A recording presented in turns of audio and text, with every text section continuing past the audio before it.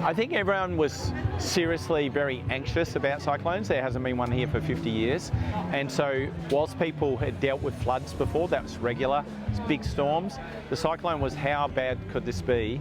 And so because we had the network, we were posting regularly on our Facebook page, we had our radio network in place. People needed emergency accommodation, so some people stayed at the hall, some people stayed at our place and other people's homes.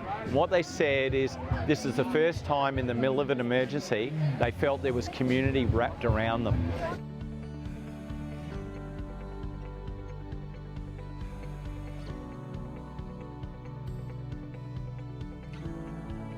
We've just received a $70,000 grant. Woo! And what that meant is, we now have a Starlink, which is mobile. We can put anywhere we want. We had it at the hall during Alfred. So we're trying to sort of just build the community out more broadly and just go, if you need help, you can reach out and you can make contact.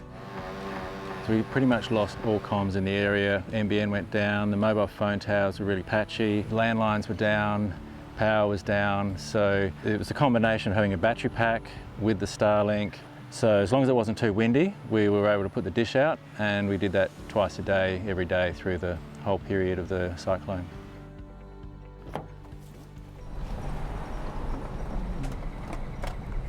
So my job this afternoon will be clear all the debris from the upstream side of the bridge. So if we have some more weather, the water's got a clear access to run through.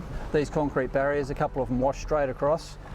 Obviously got some sticks or logs caught on them and basically washed straight across, made it impassable, so I pushed them back so cars could get through. One road was closed pretty much, but the other couple of properties out here, if they needed to, they could drive across and get down to the hall where the CRT was operating from. That's how the network should be utilised in an emergency. We can't get out here, or we need sandbags here, and then someone will nominate themselves to go support if they have the time. And that's what we saw in Minyon with, people clearing trees for neighbours. So yeah, it was really great to see how functional that was for them, especially because they get so isolated. So we have what we call phase 1 and phase 2 resilience. So the phase 1 is kind of preparing for crisis situations, and then the phase 2 resilience is where we start looking at the long-term food security of our region, maybe looking at growing food in our area, and any situation that brings people together. Red Cross training or pizza nights or performances, anything that creates that sense of cohesion with the community definitely helps. They've been preparing for this. We've been talking about it and having meetings, and what will our protocol be and how will we activate? And they're saying, hey, we're happy to do this for a community. And I think that kind of is fostering more of that energy out there, like neighbours helping neighbours kind of thing. That's really what it is at the end of the day.